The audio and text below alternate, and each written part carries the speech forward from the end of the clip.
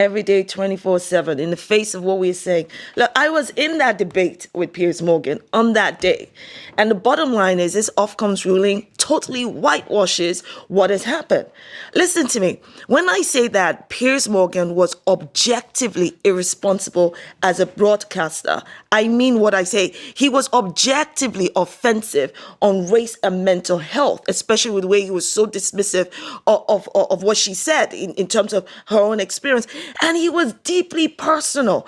Piers Morgan continually uses his platform. What he did that day was to use a national platform, the ITV studios, as his own personal living room, to just rat out whatever he didn't believe her. About her. He didn't believe her. It was not just about him not believing her. People want to make this just about freedom of speech and freedom of expression. Freedom of speech does not come without consequence. And he's a broadcaster. He brought his personal dislike of Meghan Markle into the debate, into the words. James, you're shaking your head. I think it's really important to understand the arguments here, and I can understand why you might say what you say, but I don't agree with everything Piers Morgan says by any stretch of the imagination. However, to have somebody with the power that she has, that Meghan has, to be able to call up his boss and to put pressure in the way that she did, that ended up with him losing his job, is, in my view, reprehensible. And the things that she and Harry have done in particular to use their fame and celebrity to make money off the back of the royal family, which we pay for, is reprehensible. Okay. And so I think for Piers to be able to express himself in the way that he likes, good. He absolutely, Ofcom got it right. He's right. Well done him. Well done, Ofcom. So because I'm sick and tired of not being able to say what they think about people. Shola. I respectfully, unequivocally reject your rewrite of history. The fact that Meghan Markle reached out to ITV, like if I was complaining, all of us reached out to ITV, a lot of people reached out to ITV or to Ofcom. Yeah, but you and I couldn't get through. No, but let me put it this way. Her complaining about what he said about her is her right to do so. You're talking about freedom of speech. What he did was not just expressing what he thought about her. It's the fact that he brought his personal dislike into her. You wouldn't have that access to the chief executive that she has. With all due respect, you cannot silence Meghan from being able to complain about the impact of his words on the wider, on mental health. I'm not complaining. I'm not saying that's a problem. Can we just correct this? Yeah, well. Piers Morgan was not fired. And Meghan Markle did not get him fired. He took his white privilege stance and walked out of the job. That's what he did. He was put in an intolerable position. No, he was not put in an intolerable position. Before we move on, let's just have a look at what Ofcom actually said. So we've got the ruling here. There's a lot of fine print here. I'm going to identify just one phrase. So the particular thing they say is that broadcasters can express their views consistent with freedom of expression. And they use this phrase, let me highlight it, that if they went ahead with the complaint, it would be, and I quote, here is the phrase for you, a chilling restriction on freedom of expression. Let's have that in close up there. Now, Shola, that is a problem, isn't it, for your argument? No, it's not a problem for my argument. It should be. What I'm saying, the reason why it's not a problem, it's a false foundation. It's a false foundation because the reason they came up with this and they let Piers go is that they said that there were people like me and Susanna on there who were able to give a robust defense or robust view to what he said. That should have nothing to do with the fact that his conduct was reprehensible. Listen, Piers Morgan continually uses his own power and influence to aggravate racism, bigotry, sexism, and misogyny against Meghan Markle. And so do you, and that's the problem. He has a malicious obsession against Meghan Markle. Is this all about? It's not just about Meghan Markle. I don't do that. I don't have a malicious obsession over anybody. So you can't accuse me of that.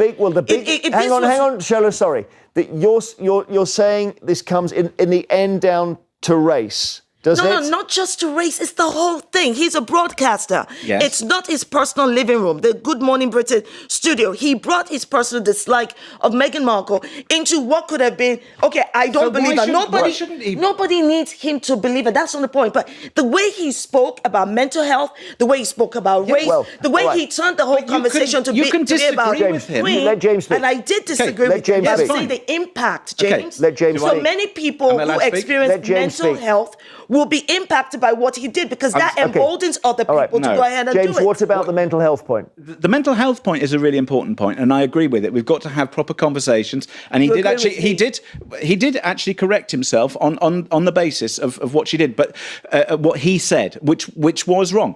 But my view is that it's not about it being his personal living room or anything else. I want to have a country where broadcasters and people and individuals of all different views, of all different backgrounds, are able to make their But point. not without consequences. The point. Nobody said he can't. Nobody said he can't. There is a express his consequence. thought. There are consequences. He's not doing that job anymore. But he walked out of the job. Nobody fired him. He was put in an intolerable position. Hang on, he was pushed out. No, he couldn't carry on working. His butt down. He created the heat in the kitchen, and he should have stuck through it if he truly had the conviction. No, because he was being forced. He was not being forced to apologise. James, let me just ask you, going back, you've conceded a very important point, which is that he was wrong to say, when she said, I felt suicidal, he's wrong to say, I don't believe you. He's wrong. I think that the difficulty that we've got with mental health and mental health discussions is that you do not know what's going on in somebody's brain.